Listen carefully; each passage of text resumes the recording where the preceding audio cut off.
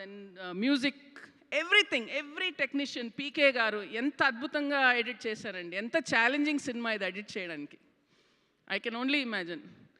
And coming to పాప ఎంత చాలా బాగా చేసింది, చాలా చాలా క్యూట్గా చేసింది.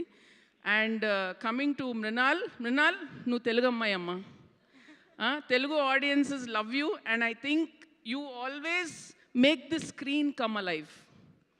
అసలు Seshu, I thought he was being nice to you, she is the heart and soul of the film అని చెప్తున్నప్పుడు కాదు, నిజం చెప్పాడు.